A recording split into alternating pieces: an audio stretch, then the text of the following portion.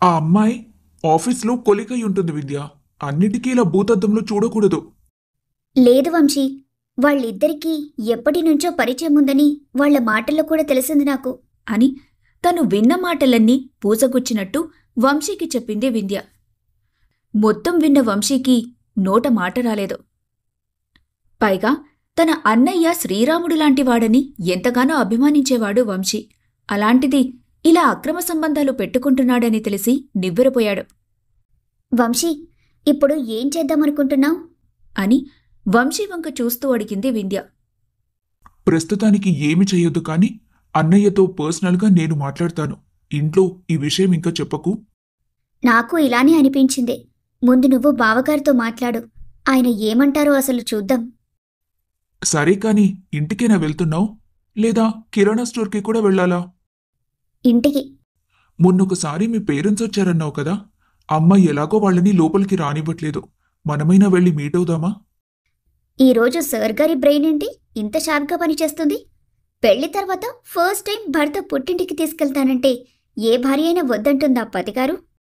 ఇవాళ్టితో నేను కష్టపడ్డ దానికి ఫలితంగా డ్రాయి వేసొచ్చాను. దాని ప్రతిఫలం ఎలా ఉంటుందో కొద్ది రోజుల్లో తెలుస్తుంది. ఖచ్చితంగా నీ కృషి పట్టుదల మనల్ని ముందుకు నడిపిస్తాయి వంశీ అని బైకెక్కింది వింధ్య. వంశీ నేరుగా వింధ్య పుట్టింటికి తీసుకుని వెళ్లాడు. కూతుర్ని అల్లుణ్ణి చూడగానే శ్రీనివాస్ రజనీ మొహాలు మతాబుల్లా వెలిగిపోయాయి. రజనీకైతే కాళ్ళు చేతులాడక హడావిడి పడిపోయింది. అమ్మా, నువ్వెందుకంత హడావిడి పడిపోతున్నావు? ఫస్ట్ టైం అల్లుడి గారితో ఇంటికొచ్చావు కదమ్మా, ఆ మాత్రం కంగారు మీ అమ్మకెందుకుండదు అని చిన్నగా నవ్వి కూతురి తలనిమిరాడు శ్రీనివాస్. నాన్నా, నువ్వు కూడా ఏంటి అని చిట్టి కువ్వల తండ్రి గుండెల్లో ఒదిగిపోయింది వింధ్య. కూతురితో మాట్లాడి కొన్ని నెలలే అయినప్పటికీ కొన్ని యుగాలు గడిచినట్టు అనిపించింది శ్రీనివాస్కి. కూతురిని హత్తుకోగాని అతని గుండెల్లో భారమంతా దిగి కళ్లల్లో చిరుతడిగా చేరింది. రండి అల్లుడుగారు లోపలికి అని అభిమానంగా వంశీని ఆహ్వానించింది రజని. ముందు ఇద్దరికీ కలిపి హారతివ్వు రజని. అవునండి, నేను ఆ విషయమే మర్చిపోయాను అని తల కొట్టుకుని వెంటనే హారతి తెచ్చి కూతురికి అల్లుడికి హారతిచ్చింది రజని. వంశీ వింధ్య ఒకేసారి లోపలికి అడుగుపెట్టారు. ఇంటికి వచ్చిన అల్లుడికి సపర్యలు చేయటంలో రజని బిజీగా ఉంటే వంశీతో మాటలు కలిపాడు శ్రీనివాస్. ఇంతకీ అల్లుడు గారు ఏం చేస్తారు? వంశీ మొహమాటంగా చూస్తుంటే, తప్పుగా అనుకోకు బాబు, నేను క్యాజువల్గా అడిగాను. జస్ట్ చేసే పనేంటో తెలుసుకుందామని తప్ప మిమ్మల్ని చులకని చెయ్యాలని కాదు అని తన ఉద్దేశం చెప్పాడు శ్రీనివాస్. ప్రెజెంట్ ఒక రైస్ మిల్లులో సూపర్వైజర్గా చేస్తున్నాను అంకుల్. నేను లైఫ్లో సెటిల్ అయ్యానని పెళ్లి చేసుకోలేదు. మీరు తనకి పెళ్లి చేయాలని తొందరపడుతుంటే తనని మిస్ చేసుకోలేక నా మిస్సెస్గా మార్చుకున్నాను. వంశీ ఇబ్బంది పడుతున్నాడని ఇక ఆ టాపిక్ని పొడిగించలేదు శ్రీనివాస్. వీళ్లు మాటల్లో ఉండగా అంతలో శ్రీనివాస్ ఫ్రెండ్ వచ్చాడు అతని ఇంటికి. శ్రీనివాస్, ఎవరితను అని వంశీని చూపించి ఇంట్లోకి వస్తూనే అడిగాడు అతని ఫ్రెండ్ పురుషోత్తం. మా అల్లుడు పురుషోత్తం. ఈ మధ్యనే అమ్మాయికి పెళ్ళయింది అని గొప్పగా పరిచయం చేశాడు శ్రీనివాస్. అదేంటి, పప్పన్నం పెట్టకుండా పెళ్ళెప్పుడు చేశావు అని ఆశ్చర్యంగా అడిగాడు పురుషోత్తం. ఈ మధ్యనే అమ్మాయి ఇష్టపడింది, గుడిలో జరిపించేశాం అని వంశీ వింధ్య ఇబ్బంది పడకుండా కవర్ చేశాడు శ్రీనివాస్. మీ అల్లుడు చూడ్డానికి బాగున్నాడు, పైగా నెమ్మదస్తుడిలాగా అనిపిస్తున్నాడు. ఇలాంటి అబ్బాయిని చూసిపెట్టరాదు మా అమ్మాయి కోసం? గర్వంగా శ్రీనివాస్ పెదవులు విచ్చుకున్నాయి. అలాగే పురుషోత్తం, అమ్మాయి ఫోటో ఇవ్వు, నేను మంచి మంచి సంబంధాలుంటే చెబుతాను. తన జేబులో ఉన్న వాళ్ళ అమ్మాయి ఫోటో తీసి శ్రీనివాస్కిచ్చాడు పురుషోత్తం. అమ్మాయి లక్షణంగా ఉంది. ఏం చదువుకుంది? చదువు అయిపోయింది. ఒక ప్రైవేట్ కంపెనీలో జాబ్ చేస్తుంది. నెలకి 25,000 పైనే. తండ్రి చేతిలో ఉన్న పురుషోత్తం కూతురి ఫోటో ఇచ్చుకుని వింధ్య చూసింది. ఆ ఫోటోలో ఉన్న అమ్మాయిని చూడగానే వింధ్య కళ్ళు పెద్దగా అయ్యి చేతిలో ఫోటో జారిపోయింది. వంశీ అనుమానంగా కిందపడ్డ ఫోటోను తీసి చూసి అతను కూడా ఆశ్చర్యపోయాడు. ఆ ఫోటో గోపితో తిరుగుతున్న కావ్యది. ఏమైంది, అలా బిగుసుకుపోయారు అని అయోమయంగా అడిగాడు పురుషోత్తం. ఒకరికొకరు సైగ చేసుకుని, ఏం లేదంకుల్, మీ అమ్మాయి చాలా బాగుంది, అందుకే ఆశ్చర్యపోయాం. అవునా, అన్నీ నా పోలికలే నా కూతురికి అని మురిసిపోయాడు పురుషోత్తం. ఇప్పుడు చూసి అదే అనుకున్నాం అని మనసులో అనుకుంది వింధ్య. సరే శ్రీను, వెళ్ళొస్తాన్రా. ఈ విషయం చెబుదామనే వచ్చాను. అని అక్కడ్నుంచి వెళ్ళిపోయాడు పురుషోత్తం. ఏమైంది వింధ్య తల్లి? పురుషోత్తం కూతురు మీకు తెలుసా? వింధ్య, వంశీ సైగలు చేసుకోవడం చూసి పురుషోత్తం ముందు అడగటం కరెక్ట్ కాదనుకొని అతను వెళ్ళాక అడిగాడతను. ఏం లేదు నాన్న, ఎక్కడో చూసినట్టు అనిపించి షాక్ అయ్యాను. కనిపించినా కనిపిస్తుంది తల్లి. ఈ అమ్మాయి విలాసాలకు అలవాటు పడి ఎవరి బండి పడితే వాళ్ల బండికి తిరుగుతుంది. ఇలాంటి అమ్మాయికి సంబంధాలు చూస్తే మధ్యవర్తిగా ఉన్నందుకు మనపై గొడవకొస్తారు పెళ్లివాళ్లు. ఎందుకొచ్చింది అని ఆ ఫోటో తీసుకెళ్లి డస్ట్బిన్లో పడేశాడు శ్రీనివాస్. ఎవరితో పడితే వాళ్లతో తిరగడమేంటి నాన్నా? మొన్న నేను మార్కెట్ సైడ్ వెళ్తుంటే ఇదిగో ఈ అమ్మాయి ఎవరితోనో బైక్పై వెళ్తూ కనిపించింది అని తన ఫోన్లో తీసిన ఫోటోలు చూపించాడు శ్రీనివాస్. అవి చూడగానే వంశీ, వింధ్య షాక్ అయిపోయారు. నిజమే, అబ్బాయి తన ఇంటివాడు కాబట్టి తాము చూశారు. అలానే అమ్మాయికి తెలిసిన ఫ్యామిలీలు ఎన్నో ఉంటాయి. వాళ్లందరూ ఇలా ఫోటోలు తీసుకొనుంటే తన ఇంటి పరువు మొత్తం బజార్న పడుతుందనుకున్నాడు వంశీ. వంశీ అని అతని భుజంపై చేతిని వేసి మెల్లిగా పిలిచింది వింధ్య. వింధ్య, నేను బయటికెళ్తున్నాను. నేను వచ్చేస్తానాగు. అత్తయ్య గారు ఎదురు చూస్తూ ఉంటారు నా కోసం అని వంశీ చేతిని పట్టుకుంది వింధ్య. ఇవాళ్టికి ఉండొచ్చు కదా అమ్మా అని కిచెన్లో నుండి బయటకొచ్చి చెప్పింది రజని. కుదరదమ్మా, ఇంట్లో నేను లేకపోతే చాలా పనులు ఆగిపోతాయి. అన్ని బాధ్యతలు నా మీదే ఉన్నాయి. తన కష్టాలు తెలిస్తే తల్లిదండ్రులు బాధపడతారని. కాని వాళ్లకు తెలియని కష్టాలా? అవన్నీ కళ్ళారా చూసేశారు వాళ్ళు. ఇంట్లో గుట్టు బయటపెట్టని వింధ్యను చూసి ఆమెపై ప్రేమ పొంగింది వంశీకి. రజని వండిన స్నాక్స్ తినేసి వింధ్యను తీసుకుని ఇంటికి బయలుదేరాడు వంశీ. వాళ్ళిద్దరూ ఇంటికి చేరుకునేసరికి గోపి కూడా బయటినుంచి అప్పుడే వచ్చాడు. వింధ్య, లోపలికి వెళ్ళు. నేను అన్నయ్యతో మాట్లాడొస్తాను అని ఆమెను పంపేసి, అన్నయ్య. హా, చెప్పు వంశీ. అని వెళ్తున్నవాడాగి పొగరుగా అడిగాడు గోపి. ఎక్కడి నుండి వస్తున్నావన్నయ్యా? హెడ్డేక్గా ఉంది, అందుకని ఆఫీస్కి మధ్యాహ్నం నుండి లీవ్ పెట్టేసి వచ్చేశాను అని రెక్లెస్గా ఆన్సర్ ఇచ్చాడు గోపి. మరి వదిన నువ్వు ఒకే ఆఫీస్ కదా, వదినకి చెప్పేసే వచ్చావా? అదేం ప్రశ్న? నిజానికి గోపి అయితే సరితతో మార్నింగ్ నుండి లీవ్ పెడుతున్నానని చెప్పేసి ఇంట్లో ఉన్నట్టే కలరింగ్ ఇచ్చాడు. అడగాలనిపించిందన్నయ్యా అని గోపిని బాగా అబ్జర్వ్ చేశాడు. తనకి చెప్పకుండా నేనేది చెయ్యను, సరితకు చెప్పే వచ్చాను. అయితే ఇల్లీగల్ రిలేషన్ కూడా ఉందని చెప్పుంటావు కదా, దానికి వదిన ఏమనలేదా? అంతే. తమ్ముడలాంటి ప్రశ్న అడుగుతాడని ఊహించని గోపి షాక్ అయిపోయి చుట్టూ చూశాడు, ఎవరైనా వినేశారా అని. ఎవరూ చూడలేదులే అన్నయ్య, చూస్తే పోయేది మన బరువేగా. అందుకే సీక్రెట్గా అడుగుతున్నాను. చెప్పు, నీ ఇల్లీగల్ రిలేషన్ గురించి కూడా వదినకి చెప్పావా? అని మరోసారి రెట్టించాడు వంశీ. ఏం మాట్లాడుతున్నావు? ఇల్లీగల్ రిలేషన్ ఏంటి? అదే అన్నయ్య, నువ్వు నీ కొలిగ్ కావ్య గల్లీ గల్లీకి బైక్ రైడ్ చేసుకుంటూ ఐస్ క్రీంలు తింటూ చేయి పట్టుకుని నడవటం, ఇవన్నీ వదినకు చెప్పావు కదా. మెమరీస్ని బాగా గ్యాదర్ చేసుకుంటున్నావా? వంశీ, హోల్డ్ యువర్ టంగ్ అని సీరియస్గా చూపుడు వేలును చూపించాడు గోపి. ఎందుకన్నయ్యా తప్పు చేస్తున్నా అన్న భయం నీలో కనిపిస్తుంది? నేనే తప్పు చేయలేదు. తప్పు చేస్తున్నావో లేదో నీకు తెలుసు అన్నయ్య, కానీ ఇవన్నీ ఇక్కడితో ఆపేస్తే బాగుంటుంది. వదినకి తెలిసిన రోజు నీ గతేమవుతుందో ఎవ్వరూ ఊహించలేరు. వంశీ, నా పర్సనల్ మ్యాటర్లో కల్పించుకోకు, మర్యాదగా ఉండదు. నీకేం రైట్స్ ఉన్నాయని నా లైఫ్లో వేలు పెడతావురా? అని వంశీపై చేయెత్తాడు గోపి. ఒకే కడుపున పుట్టిన వాళ్ళమన్నయ్యా. ఒక అన్నకి తమ్ముడిగా నీకు చెప్పాలనుకున్నాను. నా అన్నయ్య తప్పుడు దారిలో నడుస్తుంటే దాన్ని సరిచేసే బాధ్యత కూడా నాకుంది. అందుకే చెబుతున్నాను, ఇవన్నీ ఇక్కడితో వదిలేసి వదినతో హ్యాపీగా ఉండు. నువ్వు చెప్తే నేను వినాలా? Get out of my life. నేను ఏం చేయాలో నాకు బాగా తెలుసు. ఇంకొకసారి ఈ విషయం నాకే కాదు, ఎక్కడ చెప్పినా మర్యాదకుండదు. ఎక్కడ దొరికారా నువ్వు నీ పెళ్ళాం? ప్రతిసారి నా లైఫ్లో ఇంటర్ఫియర్ అవుతూ ఉంటారు అని తిట్టుకుంటూ లోపలికి వెళ్ళిపోయాడు గోపి. వెళ్తున్న గోపీని అసహనంగా చూశాడు వంశీ. చూస్తుంటే అతనిలో మార్పు వచ్చేలా లేదు. రోజురోజుకి మితిమిరిపోతున్న గోపీకావ్య బంధాన్ని ఎలా దూరం చేయాలో అతనికి అంతుపట్టక ఆలోచిస్తూ స్టాండ్ వేసిన బైక్పై కూర్చున్నాడు వంశీ. అంతలో అతని కోసం కాఫీ తెచ్చింది వింధ్య. ఏమన్నావు వంశీ బావగారిని అంత కోపంగా లోపలికొచ్చారు? నేనేం అనలేదు. ఆ రిలేషన్ వదిలేయమని చెప్పాను. అది వాడికి నచ్చలేదు. మనిద్దరినీ వాడి లైఫ్లో ఇంటర్ఫియర్ కావద్దని వార్నింగ్ ఇస్తున్నాడు. వాళ్ళిద్దరి రిలేషన్ ఎలా కట్ చేయాలి వింధ్య? నాకు కూడా ఏం చేయాలో అర్థం కాకే చూసిన వెంటనే నీకు చెప్పేశాను. ఇంట్లో చెప్పేస్తే మంచిదని నా అభిప్రాయం వంశీ అంటూ వంశీ వంక చూసింది వింధ్య. మనం చెప్తే వదిన తట్టుకుంటుందా అంటూ డౌట్గా చూశాడు వంశీ. పక్కన అత్తయ్య మావయ్య ఉంటారు కదా, అందరం సపోర్ట్ చేస్తే సరితక్క డేరింగ్ గర్ల్ కాబట్టి తట్టుకుంటుందని అనుకుంటున్నాను. లేట్ చేస్తే సరితక్క జీవితం మనమే నాశనం చేసిన వాళ్ళమవుతాం వంశీ. ఒక్కసారి ఆలోచించు అని వంశీని ఒప్పించే ప్రయత్నం చేసింది వింధ్య. సరే, వీలు చూసుకుని మాట్లాడదాం.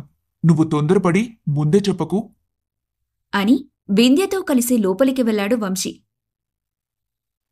వింధ్య, కూరగాయల కోసం వెళ్లిన దానివి ఇంతసేపు బయట ఏం వెలకబెట్టొచ్చావు?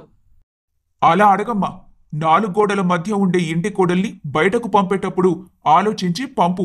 ఈసారి ఏం వెలకబెట్టి వస్తుందో ఎవరికి తెలుసు? ఎరా వంశీ, మీ ఆవిడపై ఒక కన్నేసుంచు, ఎందుకైనా మంచిది. వంశీ వింధ్య ఇద్దరూ కూడా తనకి అడ్వైజ్లివ్వటం నచ్చక ఇద్దరినీ టార్గెట్ చేశాడు గోపి. ఇక నుండి అవకాశం దొరికితే వాళ్లని ఇరికించాలనుకున్నాడు. బావగారు, అక్క కూడా బయటికి వెళ్తుంది, తనను కూడా ఇలానే అంటారా? నా సరువుకి మీకు పోలికేంటి? తను 2 ఏళ్ల బట్టి ఆఫీస్కి వెళ్తుంది. ఏ రోజు మాకు చెడ్డ పేరు తీసుకురాలేదు. నువ్వు నిన్నగాక మొన్నొచ్చావు. ఇప్పటికీ ఎన్ని అవమానపు మాటలు పడ్డామో నీ వల్ల మర్చిపోయావా? అన్నయ్య, సాల్వ్ అవుతున్న పరిస్థితులను మళ్లీ పైకి రేపకు. ఒకరినొకరు సూటిగా చూసుకున్న వంశీ గోపి మధ్య ఇద్దరి కళ్లల్లో నిప్పులు కురిశాయి. మీ ఇద్దరికేమైంది? అలా తగలడిపోతున్నారు అని విసుగ్గా అడిగింది భాగ్యలక్ష్మి. అన్నయ్యకి మంచి చెప్పాలని చూసినా నచ్చట్లేదమ్మా. అందుకే నేను విలనయ్యాను. నాకు చెప్పేంతటి ఎత్తుకి నువ్వు ఎదగలేదు వంశీ. నేను ఎప్పుడు ఎవ్వరి మాట వినాలో నాకు తెలుసు.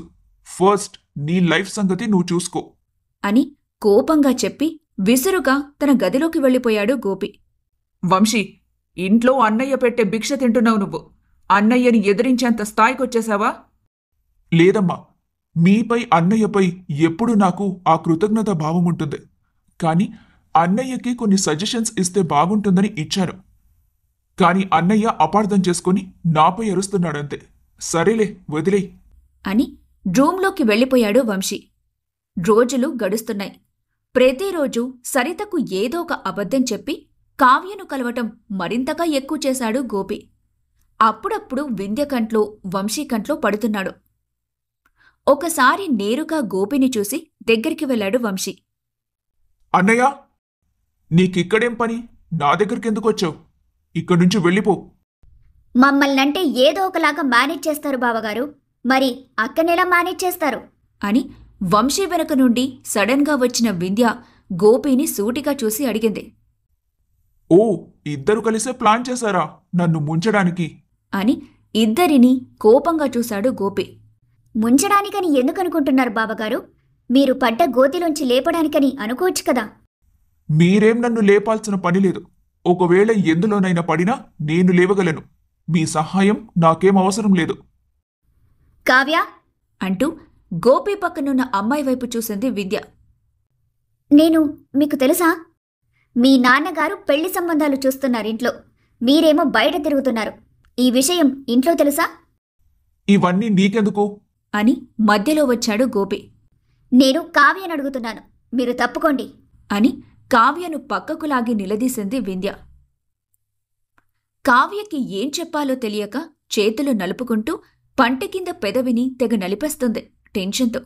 చెప్పు కావ్య, అక్కడ మీ నాన్నగారేమో సంబంధాలు చూస్తున్నారు, నువ్వేమో ఇలా బయట తిరుగుతున్నావు, అది కూడా ఒక పెళ్ళైన మగాడితో. బోల్డంత ఫ్యూచర్ పెట్టుకుని నువ్వెందుకు మా బావగారితో తిరుగుతున్నావు? వాట్? గోపికి పెళ్ళైందా? ఓ, ఇతనికి పెళ్ళైనట్టు కూడా నీకు తెలియదా? అని ఇద్దరినీ ఏకాదిగా చూసింది Vindhya. Vindhya, don't you dare interfere in my personal life అని వేలు చూపించి వార్నింగ్ ఇచ్చాడు గోపి. అయితే ఇంటికి పదండి, అక్క ముందే ఇవన్నీ తేల్చుకుందాం అని వంశీని లాక్కొని ఇంటికి బయలుదేరింది వింధ్య. ఇంటికి వెళ్ళినప్పట్నుంచి గోపి కోసమే ఎదురు చూసిందామె. కాని గోపి ఆ రోజు ఇంటికి త్వరగా రాలేదు. ఏంటి గుంటకాడ నక్కలా గుమ్మం దగ్గరే కాచుకుని కూర్చున్నావు ఎవరికోసము అని వెక్కిరింతగా అడిగింది ఆఫీస్ నుండి వచ్చిన సరిత. మొదటిసారి సరితని చూసి జాలేసింది వింధ్యకి. ఎప్పుడూ బంగారం, డబ్బు, హోదా అంటుంది తప్ప తన పర్సనల్ లైఫ్ ఎలా ఉందో ఎప్పుడూ గమనించుకోలేదు. తినడం, పడుకోవడం, ఆఫీస్కి వెళ్లడం ఇంతే చూసుకుంది. అసలు గోపి ప్రవర్తన, మాటలు చూశాక సరిత, గోపి మధ్య దాంపత్య బంధం ఏ విధంగా ఉంటుందో కూడా వింధ్యకి అర్థం కాలేదు. ఏం లేదక్కా, బావగారి కోసం ఎదురు చూస్తున్నాను, ఆయనతో మాట్లాడే పనుంది అని వచ్చిరాని నవ్వు నవ్వింది వింధ్య. ఇప్పుడు గోపితో మాట్లాడే పనేంటి అని కళ్ళు చిన్నవి చేసింది సరిత. డబ్బులేమైనా అప్పు కావాలేమో అని వెటకారంగా అంది భాగ్యలక్ష్మి వాళ్ల మాటలు విని.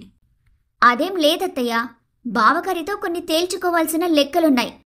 వాళ్ల ముగ్గురు మాటల్లో ఉండగానే గోపి రానే వచ్చాడు. అతని కళ్లల్లో భయం కాని, బెదురు కాని ఏవీ కనిపించలేదు వింధ్యకి. పైపెచ్చు అతని కళ్లల్లో కన్నింగ్నెస్ మాత్రం బీభత్సంగా కనబడిందామెకి.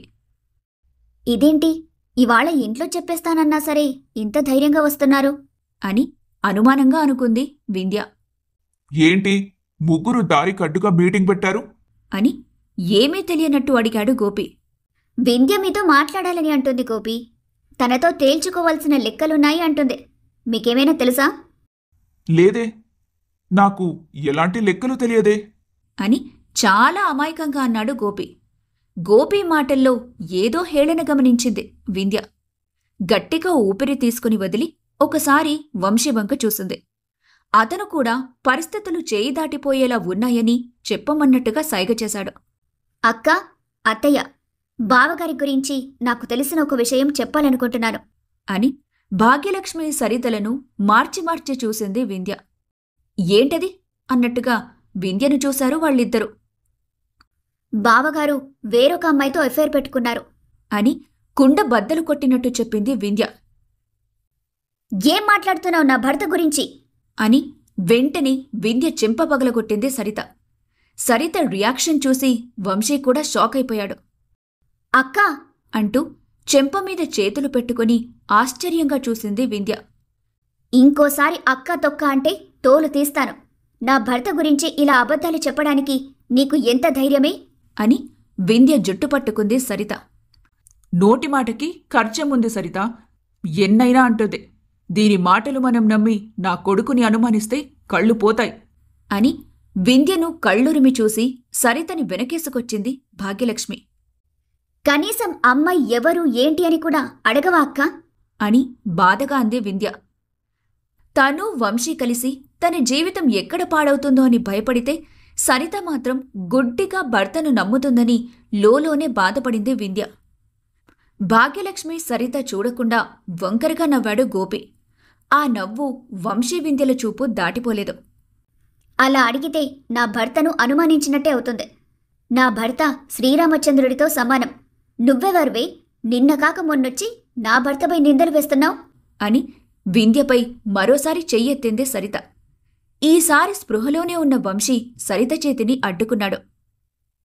వంశీ, అడ్డు తప్పుకొని నా చెయ్యొదులు అని కమాండ్ చేసింది సరిత.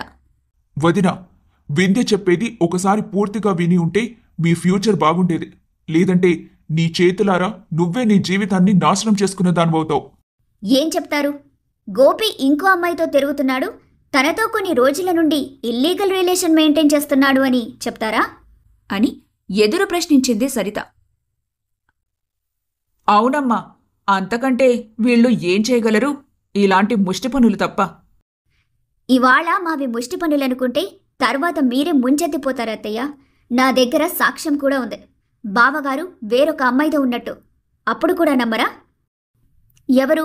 మా కొలీగ్ కావ్యతో ఆమె చేతులు పట్టుకునున్న ఫోటోనేనా అని చిన్నగా నవ్వి తన ఫోన్లో ఉన్న ఫోటో చూపించింది సరిత. సరిత ప్రవర్తిస్తున్న తీరుకి వింధ్యకి వంశీకైతే ఆమెని లాగిపెట్టి కొట్టాలనిపించింది. ఆమెకి ఎంతగా కళ్ళు మూసుకుపోయాయో ఇద్దరికీ అర్థమవుతుంది. దానికి కారణం, ఓ, ఈ ఫోటో ఎలా వచ్చిందో అని ఆలోచిస్తున్నారా? నిజానికి మీకంటే ముందే మీ కుట్ర గోపి నాకు ముందే చెప్పాడు అని గోపీకి తనకి మధ్య ఏం జరిగిందో బయటపెట్టింది సరిత. కొన్ని రోజుల క్రితం వంశీ ఎప్పుడైతే గోపీని నిలదీశాడో అప్పుడే గోపి మైండ్ అంతా మొద్దుబారిపోయింది.